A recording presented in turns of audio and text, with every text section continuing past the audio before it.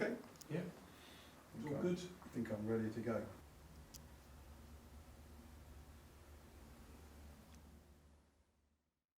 In order to build healthy Christian lives, one of the things I found that's really important to understand is how to use spiritual authority. And the Bible's got a lot to say on this subject, and so we're going to look at this today. And I'm going to illustrate it out of my own life as a medical doctor. And we're going to look at the two things that I think the Bible teaches us about that are distinctive.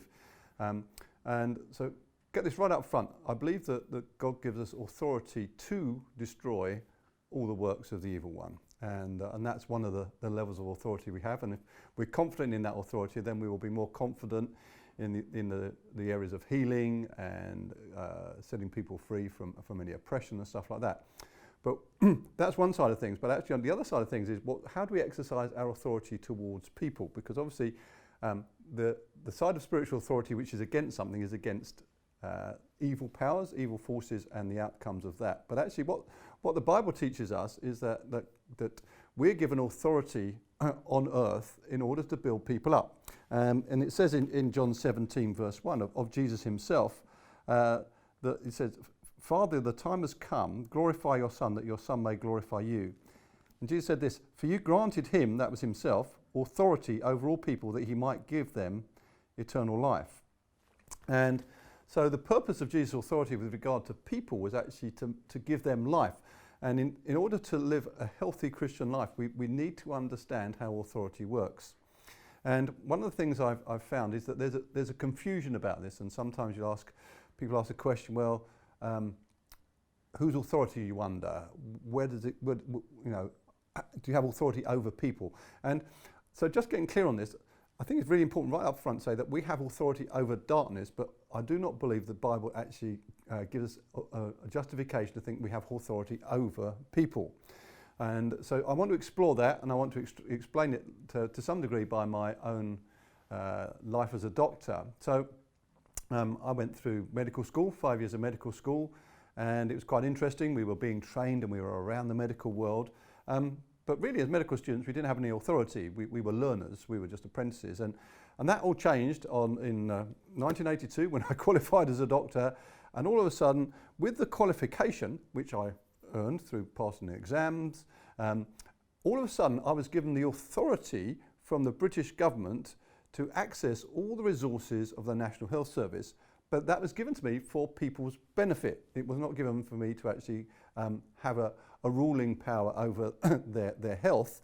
And so I've always realised that my responsibility as a doctor has got these two facets, which is as far as possible to destroy sickness, to actually bring my medical understanding and the resources that I can access through the health service to come to bear upon things that are having a negative impact upon people's life and well-being, and to actually take them away. But the other side of things is actually I've got a really important part to play in helping people know how to live life well. And it's like when Jesus came to set us free, it says that it was for freedom that Christ set us free. So Jesus actually says he came to set us free from the bad stuff so that we'll be free to live and do the good stuff. All the destiny we have in front of us is actually what we're free to pursue. But Jesus needed to actually overcome darkness, which he did. So he destroyed death. He destroyed sin, the effect, the punishment of it. He took it all. But he did that, so he battled against the forces of darkness, but in order, as the passage would say, to give us life.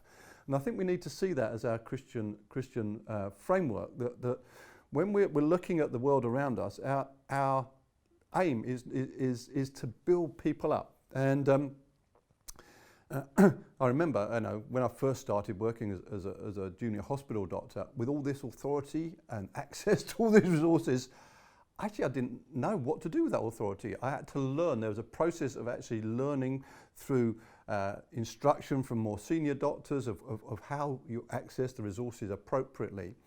And if you actually did it inappropriately, it would be unhelpful. And again, I'm mindful of the passage in the Bible where James and John are walking with Jesus, and they're passing through somewhere, and something is not quite right as far as James and John are concerned, and they say to Jesus, "Hey Jesus, shall we call down fire from heaven to destroy this place?" And Jesus says to them, "Oh, hold on.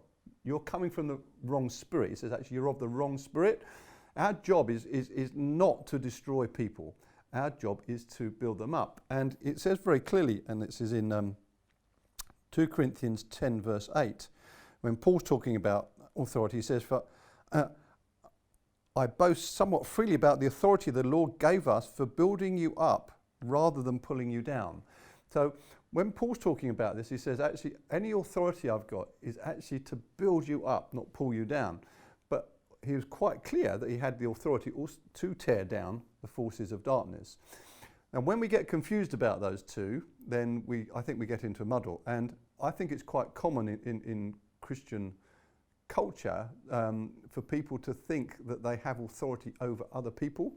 And I'm sure that the Bible does not give us the freedom to do that. And there's a couple of stories around this, and which I think helps us understand this. And Jesus in Matthew chapter 20 was talking to his disciples, and again you've got James and John come along, and they feature a lot in these stories. And he says that the mother of Zebedee's son, so that's James and John's mum, comes up to Jesus with her sons, with James and John's, and asked a favour of Jesus. And Jesus said, "What do you want?" And she said, "Grant that one of these two sons of mine may sit at your right and the other at your left in the kingdom." And Jesus said, "You don't know what you're asking for." And he said, "Can you drink the cup I'm going to drink?" "We can," they answered. Jesus said to them, "You will indeed drink from my cup, but to sit at my right or my left is not for me to grant. These places belong to those for whom they've been prepared by my Father." When the 10 heard about these, they were indignant with the two brothers. Now, what was interesting, that the two brothers had actually now asking for a position of authority, of standing, and the other 10 are indignant. And I don't know, it doesn't say exactly why, but you can imagine, "Hey, excuse me, what means, why should you two get that and we don't?" And Jesus does something quite interesting. He says that he called them all together and he said, "You know that the rulers of the Gentiles lord it over people. Lord it over them. Lord it over those who are subject to them." And he says this, "And their high officials exercise authority over them. Not so with you." He says, "Not so." He said, "This is not the way that we exercise authority over people." In actual fact, we don't get to exercise authority like that. It says that, "You know that the rulers of the Gentiles lord it over them, and their high officials exercise authority over them. Not so with you. Instead, whoever wants to become great among you must be your servant." And this is why God gives us authority, and heaven's authority is so that we can serve other people. And this is really important. Now, it doesn't take away from leadership, but I've been taught, and something I learned early on in my Christian life, that as I grow in authority, it gives me the opportunity to serve more people more effectively. And so there is a sense of I need to learn how to grow in authority, spiritual authority, to exercise it well, so that other people will benefit from my use of my authority, just as I had to grow as a medical doctor through the phases of my training. In the postgraduate part of my career, I had authority, but I had to learn how to use it. And I think that's true of us as Christians.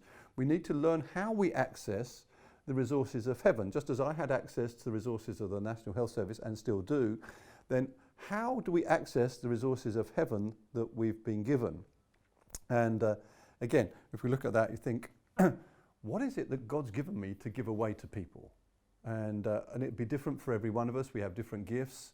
But understanding and being confident in authority will give you the ability to distribute the resources that you have access to from a heavenly point of view.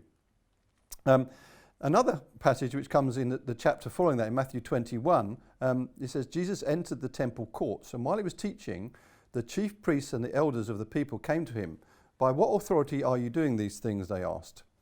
"And who gave you this authority?" Now that was a question that was asked a lot of Jesus. Where did he get this authority? And he would teach someone, he said, "Wow, we've never heard teaching with this authority." When he basically heals a person who was born mute, the person speaks again. People say, "Where does he get this authority from?" It's a very common question you'll see through the Bible. And the Pharisees, the Sadducees would keep questioning, where did you get that authority? We didn't give it to you, by implication. So they said, by what authority are you doing these things, and who gave you this authority? And Jesus replied, as he often did, by asking a question. It's one of those things that Jesus did. People asked him a question, and he would actually ask a question in return. And he said, okay, I want to ask you one question. If you answer me, I will tell you by what authority I'm doing these things. John's baptism, where did it come from? Was it from heaven or from men? They discussed it among themselves and say, if we say from heaven, he will ask, then why didn't you believe him? But if we say from men, we're afraid of the people, for they all hold that John was a prophet. And what is interesting is that Jesus asked this question, and they don't deny it's a valid question. They actually say, well, if we say he got his authority from heaven, then we're in trouble, because the people say, well, why did you do what you did to John the Baptist? Why did you not take notice of him? But if we say he got it from earth, we're in trouble as well, because the people recognized that actually he had something from God. So they're not denying the validity of the question. So the question is valid. Where do you get your authority from? Do you get it from heaven, or do you get it from men? And basically Jesus is saying that there are two sources of where you can get your authority from. And what Jesus then says, okay, well, because you won't tell me the answer to that question, actually I'm not answering yours. But that's not the point of what I'm trying to get at. The point of the story is for me, is that there is a difference between where you get your authority from. And it's just like there's a difference where you get your wisdom from. Heavenly wisdom is different from human wisdom. And something I've learned a lot throughout my Christian life, when you're given authority from heaven, actually no man can take it away from you. But actually when you've got human delegated authority, actually it can be taken away from you. And not that that's right or wrong. In actual fact, it's necessary, and there are certain forms of authority that are used in our society which are completely necessary. So if you get into trouble with the police and they take you into custody, they have an authority over you that is right, and that's done for the protection of society.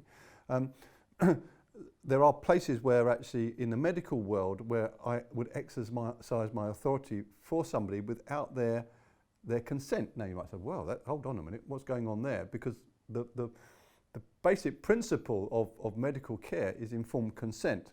But I used to actually be in charge of the cardiac arrest team in one of the hospitals I worked at in my days as a junior hospital doctor. And basically if a cardiac arrest happened, my bleep would go and I would run as fast as I could to get to wherever this crisis was going. And basically what's happened is that person is effectively dead at that moment in time. They're unresponsive, there's no conversation going on. Also, all the team that I have with me, I was leading the team, I expected them to do what I said absolutely instantly, because we were in this emergency mode where we had to battle to bring this person back to life. And in that situation, I expected the people who were working with me to obey me without any question. We were in emergency, it had to happen, we were in crisis mode. And the patient who's had the cardiac arrest is not giving me any consent. This person is dead. Hopefully they're grateful for the action that I go through to bring them back to life when that actually happens. And now, but that is not a model of authority that you use, broadly speaking, in medicine. With people. That's an emergency mode of authority that takes authority over somebody to create life. But once somebody's back to life, then you're actually in a different paradigm. So if somebody's alive, and I think I'm going to jump up and down on your chest, and you've got no choice, and I'm thumping you up and down, and maybe I'll break your ribs en route, then that is a completely wrong use of authority. And so there are stages that you go through, but basically when people interact with a doctor, the issue is of informed consent. Now, I am there with access to resources, and people can choose whether they want to take my advice or not. And it's that freedom of choice between people that's really important. I'm an advisor, but I'm never in control of somebody's life or their health. Ultimately, that's their responsibility. And again, I think that's important when we come around to thinking about how we interact with people. That you know, I remember another story from when my children were growing up. that if they got hurt, I went into emergency mode. It was quite well, it was funny for me looking back, not so funny for Kim, because actually I would almost go into this emergency mode where I would try and make sure the kids were all right, and I'd bark my orders to Kim, for I wanted her to do what I said in the moment. And Kim's going, wait, what's going on here? I'm not on your cardiac arrest team, and they've only got a cut leg, you know. But it was just that I thought, oh, actually, I had a wrong attitude towards the authority I had in that situation, because I was bringing something with me from a different situation, and it was inappropriate. And and it made me think about all sorts of things that this as I've gone through over the years. But one of the ways I like to think about is actually talking about obedience, and that's another big issue, because sometimes people might think that they have to obey people who are in authority over them. Now, that can be true in certain aspects of society. At the moment, we're filming this during the coronavirus, we're being told what we can and can't do, because there's a structure going on that's trying to preserve life within society.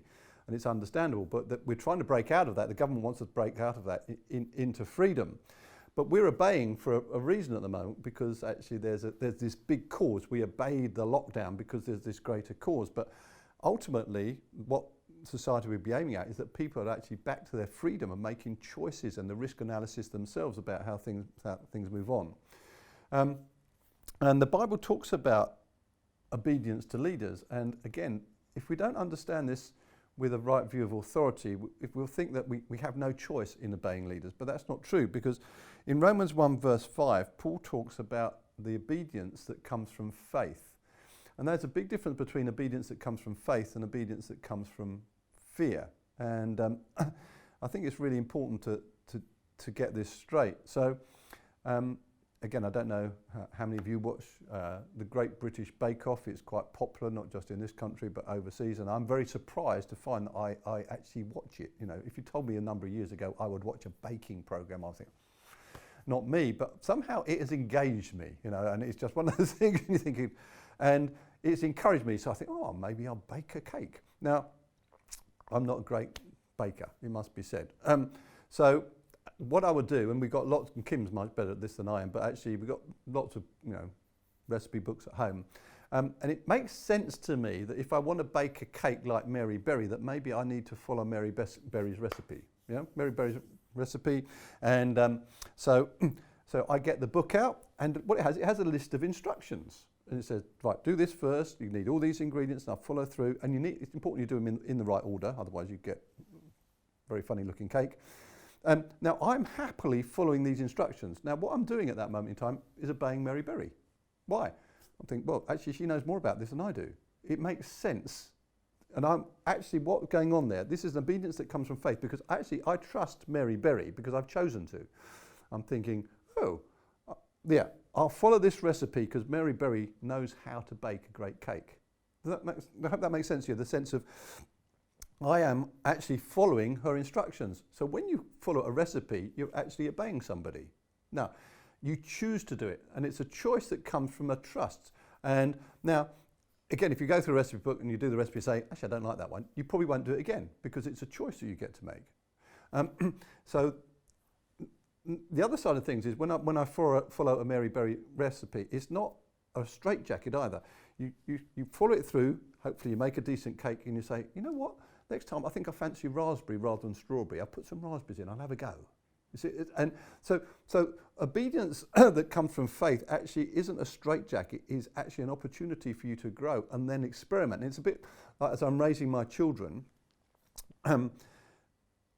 when they were young, I expected them to do what I said because they were obeying me, because they trusted Dad. But as they grow up, they needed to be able to learn how to grow in their own experience and experiment, so that my children are now grow up and they will turn to me for advice, but there is no way that they feel they have to obey Dad just because, you know, he's Dad. But actually they will often ask me what I think about something because they trust me and they'll follow my experience, and then they shape it around the way they want it in their own life. And I think that's really important when it comes to Christian maturity, that one of the things that the Bible talks about with Christian maturity is that people are then able to discern good from evil. And if people learn about authority in a good way, they will understand that basically, and this would be probably my summary of it, that the way that we exercise authority can be judged by the fruit that comes of it, and the fruit should be increasing freedom and fruit in somebody else's life. So when I look at my children, and I've raised them, and I think, hopefully, well, I believe I've done a good job, because I look at them as mature people who are now actually having a positive impact upon the world around them.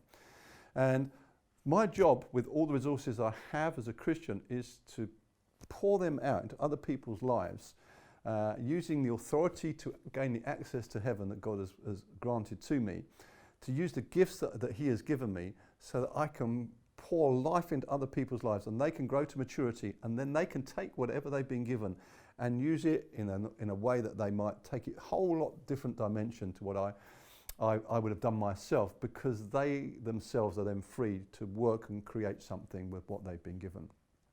So, summarising, I believe we've got authority over all the works of darkness, which means we can be confident about healing, we can be confident about setting people free, but I do not believe we have authority over people. We have authority from heaven to access the resources of heaven for other people's benefit, so that they can grow to maturity and then learn how to use those resources for themselves.